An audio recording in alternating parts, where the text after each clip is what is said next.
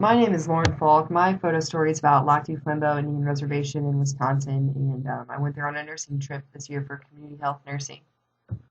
What you can see here is just a wigwam that we saw in a replica village of Ojibwe culture, and this village that we went to was actually won national awards for how accurate and how educational it is. So what a great opportunity to learn about culture. What you're looking at here is the casino, which actually has made the reservation much more functional. It took their unemployment from 80% to 60%. So even though 60% is still high unemployment, it's much better than 80%.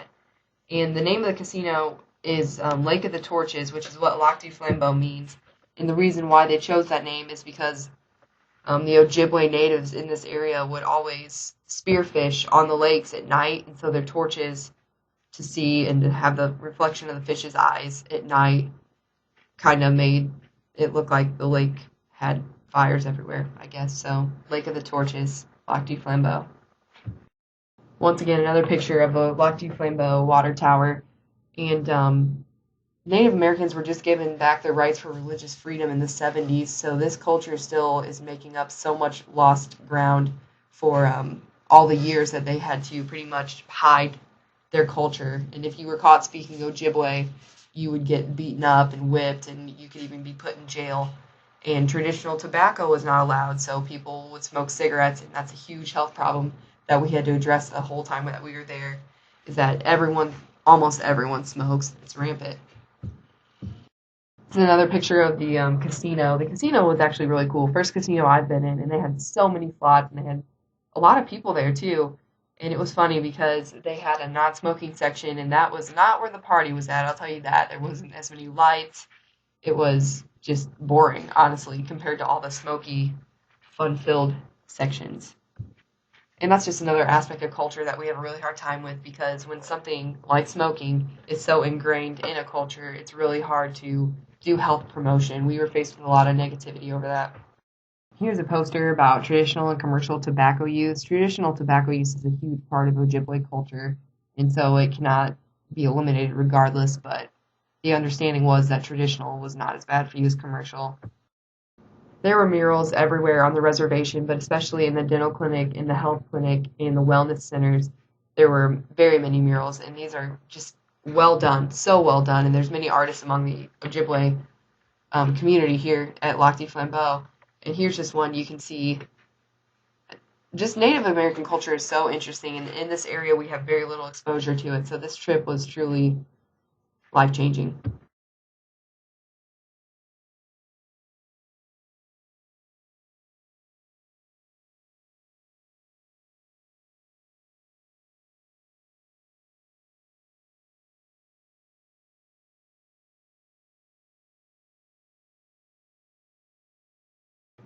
As previously mentioned, Lake of the Torches Casino has done so much good for this community, and it employs many, many, many people on the reservation, but it also brings a bunch of money in because people come in to gamble, and they'll stay in Minocqua, and they'll do things there too. Here is the dental clinic on the reservation, which is one of the most beautiful buildings I've ever seen. As you can see, there are 4 different murals. In between that, there's birch bark, and that's real. And the tree obviously looks really realistic as well. And this is a huge open room. If this was what my dentist office looked like, I would love to go there. Really cool. In addition, their chairs were all massage chairs, and the person who was getting their teeth cleaned could watch TV. So that's pretty cool. Once again, there's so many artists on this reservation that just really love cultural art, and we really benefited from seeing some of that. Here's just 2 moose antlers, and they're tied together so that it looks like a bald eagle. And several of my classmates on the trip actually saw bald eagles, and another of my classmates saw a wolf. So that's pretty scary, but I saw a grouse, so I'm pretty proud of that. This is another picture of just how beautiful this clinic is. Once again, another just beautiful mural. And the cool thing about Native American culture is that everyone has their different creation stories. And we sat through an orientation with a guy named Isaiah Broken Leg, and he was Lakota. And he told us what his origin story was, which was different from what the Ojibwe origin was. And it's just really cool how those cultures develop in their own way.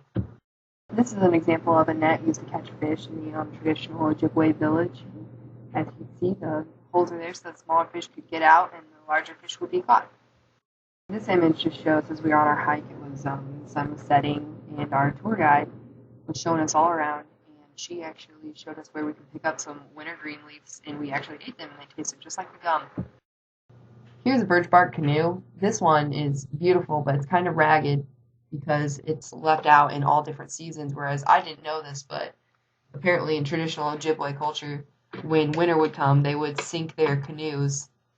That way they were under the water and under the ice all winter. That way animals wouldn't eat them up, because this one's been chewed apart by mice, and so it's not as good a shape. I want to make a point earlier about the birch bark canoe. I didn't know this, but wild rice just grows like crazy up there where Lac Du Flambeau is, and Native Americans used to be in their birch bark canoes, and they would be in these reedy areas where this wild rice would grow, and they would just tap on it. And so all the rice would fall into the bottom of the canoe, and when the canoe was full or too full, they would take it back to shore and empty it out and dry it and process it. And it was that simple. And by doing that, they didn't have to replant every year. They didn't damage anything, and it just would replenish itself. This is a picture of another wigwam, and what's so cool about it is that the fire is set up so that it heats the entire little dome all the way through. And people say toasty warm even when it's freezing cold. Here you can just see the inside of this wigwam with a lot of deer skins in there. Another image of a wigwam here, and you can see some arrows with some sharp points. It's pretty cool because you can actually see a battle axe here, and that thing was heavy. So if anyone really wanted to do damage, I can see how they would have gotten it done. Kind of changing pace here. This is a picture I took from inside a boarding house that they had just remodeled to better show some of the things that the Ojibwe culture had to go through and endure. And this is a beautiful picture, and it was a beautiful building. I wish I would have got more pictures of it, but the stories that happen here are incredibly sad. This is probably my favorite picture. Once again, the Northwoods goes into fall a lot earlier, and even when we were there, it was, I think, 75 degrees one of the days back here in Indiana, but there it was like 30. We were freezing cold, and it's just a long, bleak winter. This concludes my photo story about Lac Du Flambeau, and I hope you enjoyed it.